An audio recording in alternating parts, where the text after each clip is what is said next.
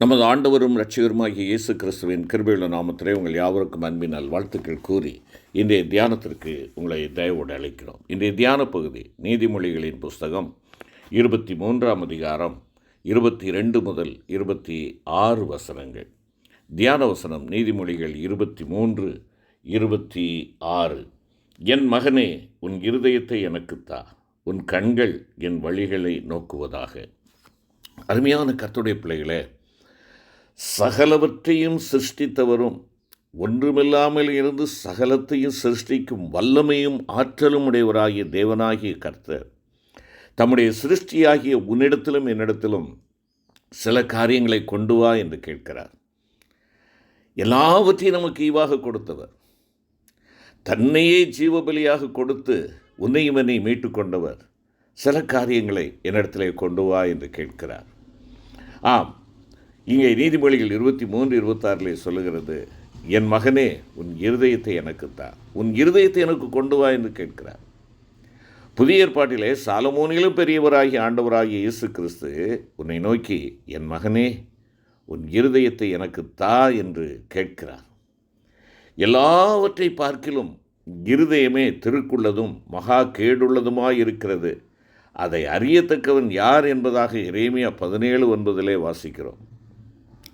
நம்முடைய தேவாதி தேவன் மனுஷருடைய இருதயத்தை ஆராய்கிறவரும் உள்ளிந்திரியங்களை சோதித்தருகிறவருமாயிருக்கிறார்.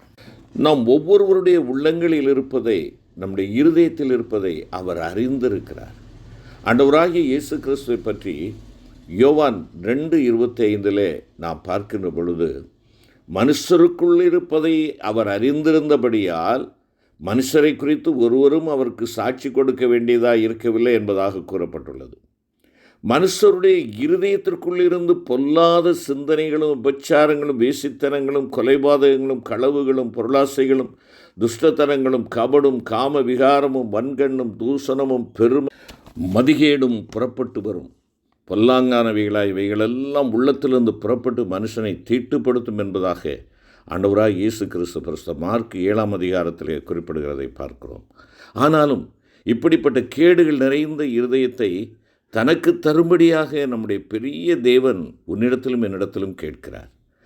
கேட்டுக்கொண்டிருக்கிறேன் அருமையான நண்பா, அருமையான சகோதரா சகோதரி, அருமையான கர்த்தருடைய பிள்ளைகளை, நீங்கள் இதுவரை நம்முடைய இருதயத்தை ஆண்டவராய் இயேசுவுக்கு ஒப்புக்கொடாதிருப்போம் என்றால், இன்றே இப்பொழுதே நம்முடைய இருதயத்தை அவருக்கு ஒப்புக் கொடுப்போமா? நம்முடைய பாவங்களை மெய் மனஸ்தாபத்தோடு அவரிடத்தில் அறிக்கை செய்வோம் என்றால், அவர் தம்முடைய வெளியேற பெற்ற இரத்தத்தால் நம்மை பாவங்களற நம்முடைய இருதயத்தை கழுவி சுத்திகரிப்பார். துர்மனச்சாட்சி நீங்க தெளிக்கப்பட்ட இருதயத்துடன் அவரிடத்தில் கிட்டிச்சேர அவர் உனக்கு அருள் செய்வார். உன் இருதயம் கர்த்தராகிய இயேசு கிறிஸ்துவின் இரத்தத்தினால் சுத்திகரிக்கப்பட்ட பின்பு அது தொடர்ந்து அவருக்குள் காக்கப்பட வேண்டும். அருமையான கர்த்தருடைய பிள்ளைகளே, தேவ அன்பு உன்னுடைய இருதயத்தில் ஊற்றப்பட்டிருக்கிறது, மறந்து போகாதே. நீ தேவ சமூகத்தில் காத்திருந்து பரிசுத்த ஆவியானவரின் அபிஷேகத்தை பெற்றுக்கொள். ஆண்டவராய் இயேசு கிறிஸ்துவின் இரத்தத்தினால் கழுவப்பட்டு சுத்திகரிக்கப்பட்ட இருதயத்தை பெற்றுக்கொண்டவர்கள் பரிசுத்த ஆவியின் அபிஷேகத்தை பெற்றுக்கொள்ளாவிட்டால் அவர்களுடைய பின்னிலைமையானது முன்னிலைமையிலும் அதிக கேடுள்ளதாய் மாறிவிடும் என்பதாக மத்தேயு 12ஆம் அதிகாரத்தில் வாசிக்கிறோம். அருமையான கர்த்தருடைய பிள்ளைகளே, இதை ஆண்டவர் இந்த பகுதியிலே மத்தேயு 12:43-45 வசனங்களிலே அவர் கூறியிருக்கும் ஓமை இதனை நமக்கு வெகு அழகாக தெளிவுபடுத்துகிறது அல்லவா? அருமையான கர்த்தருடைய பிள்ளையே, கர்த்தராகிய இயேசுவுக்கு நம் இருதயத்தை கொடுத்திருக்கிற நாம் அந்த இருதயத்தை எல்லா காவலோடும் அவருக்குள்ளாக காத்துக்கொள்ள வேண்டும். அதுதான் முக்கியம். அந்த இருதயத்தை எல்லா காவலோடும் அவருக்குள்ளாக காத்துக்கொள்ள வேண்டும். பரிசுத்த ஆவியானவரால் நம் இருதயத்தில் ஊற்றப்பட்டிருக்கும் தேவ அன்பு நமக்குள் பெருகும்படி நாம் அனுதினமும் தேவனுடைய சமூகத்தில் தரித்திருந்து நாம் நம்முடைய அபிஷேகத்தை, நம்முடைய ஒப்படைப்பை, நம்முடைய ஆண்டவரோடு செய்து கொண்ட உடன்படிக்கையை புதுப்பித்துக் கொள்ள வேண்டும். அப்பொழுது நீதிமொழிகள் 4:23 கூறப்பட்டதைப் போல, எல்லா காவலோடும் உன் இருதயத்தை காத்துக்கொள், அதனிடத்திலிருந்து ஜீவ ஊற்று புறப்படும் என்று கூறப்பட்டிருப்பது போல நம்முடைய இருதயத்திலிருந்து ஜீவ ஊற்று புறப்பட்டு வந்து மற்றவர்களுக்கு நம்மை ஆசீர்வாதமாக மாற்றும். இல்லை என்றால் நம்முடைய இருதயம் கர்த்தரை விட்டு வழுவி போவதினால் அதினின்று பொல்லாங்கானவைகள் புறப்பட்டு வந்து நம்மையும் மற்றவர்களையும் தீட்டுப்படுத்தும். அருமையான தேவ பிள்ளையே, எனவே தேவனே சுத்த இருதயத்தை என்னிலே சிருஷ்டியும், நிலைவரமான ஆவியை என் உள்ளத்திலே புதுப்பியும் என்று சங்கீதக்காரன் கதறுவது போல நம்முடைய அனுதின ஜெபமும் அதுவாக இருக்கட்டும். அப்பொழுது நாம் நம் தேவனை எப்பொழுதும் நல்லவராகவே ருசித்து அனுபவிக்க முடியும். சங்கீதம் 73:1 சொல்லுகிறது, சுத்த இருதயமுள்ளவர்களாகிய இஸ்ரவேலருக்கு தேவன் நல்லவராகவே இருக்கிறார் என்பதாக. ஆம், சுத்த இருதயத்தை விரும்புகிறவனுடைய உதடுகள் இனிமையானவைகள் என்பதாக நீதிமொழிகள் 22:11 கூறுகிறது. அருமையான சகோதரனே, சகோதரியே, நம்முடைய உதடுகளின் வாக்குகள் தேவனுக்கும் நம்முடன் இருப்பவர்களுக்கும் இனிமையானவைகளாக இருக்கும். எல்லாவற்றுக்கும் மேலாக இருதயத்தில் சுத்தமுள்ளவர்கள் பாக்கியவான்கள், அவர்கள் தேவனை தரிசிப்பார்கள் என்ற ஆண்டவராகிய இயேசு கிறிஸ்துவினுடைய வார்த்தையின் பிரகாரமாக நாம் அவரை தரிசிக்கும் சிலாக்கியம் பெறுவோம். என்னை கேட்டுக்கொண்டிருக்கிற என் அருமையான சகோதரனே, சகோதரியே, நம்முடைய இருதயம் ஆண்டவருக்கு கொடுக்கப்பட்டிருக்கிறதா? சற்று யோசித்து பார்ப்போம். என் இருதயத்திலே என் ஆண்டவர் வீற்றிருக்கிறாரா? வாசற்படியிலே நின்று தட்டிக்கொண்டே இன்னும் அவர் வெளியே நின்று கொண்டே வாசலிலே நின்று தெருவிலே நிற்கிறவராக என் ஆண்டவரை நிறுத்திவிட்டேனோ? இரைச்சல்களும் கூப்பாடுகளும் ஒருவேளை பலவிதமான குமுறல்களும் நிறைந்ததாக என்னுடைய இருதயம் இருக்கிறபடியினாலே என் ஆண்டவருடைய சத்தத்திற்கு நான் செவி கொடுக்க முடியாதவனாக, என் இருதயத்தை திறக்க முடியாதவனாக நான் இருக்கிறேனா? உன் இருதயத்தின் சாவியை நீ தொலைத்து விட்டாயா?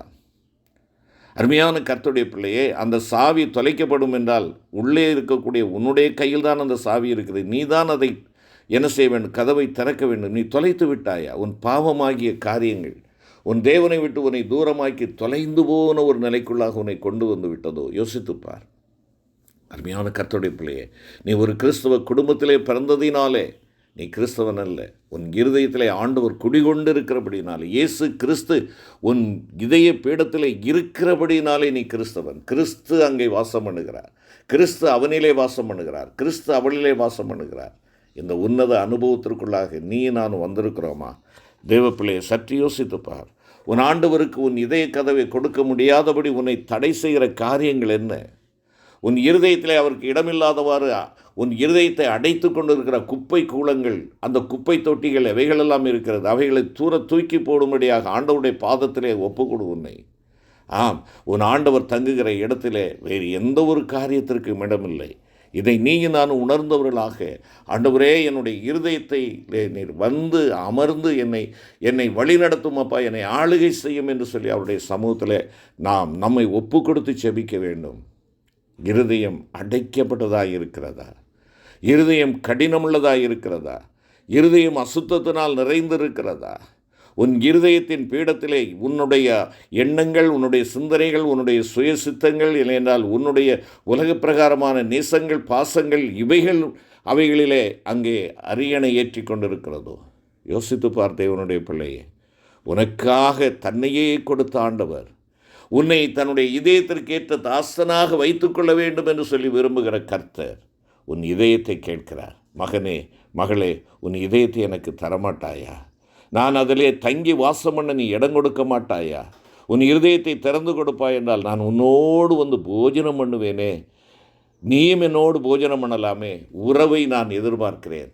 உன்னுடைய ஐக்கியத்தை நான் எதிர்பார்க்கிறேன். என் ஐக்கியத்தை இழந்து விடாதே. தட்டிக்கொண்டே இருக்கிறார்.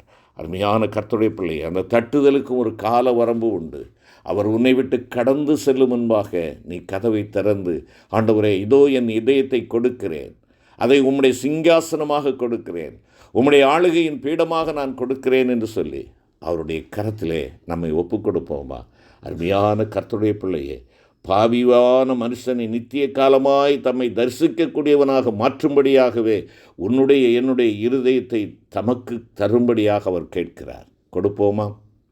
கிருபை நிறைந்த ஆண்டவரே, எங்களுடைய இதயத்தை கேட்கிற எங்கள் அன்பின் தகப்பனே, எங்களுடைய இதயத்திலே இடமில்லாத ஒரு சூழ்நிலையிலே இதயம் பல காரியங்களினாலே ஆண்டவரை மூடப்பட்டு அவைகள் இடமில்லாமல் எங்கள் ஆண்டவருக்கு இடமில்லாத ஒரு சூழ்நிலையிலே நாங்கள் வாழ்ந்து கொண்டிருக்கிறோம்.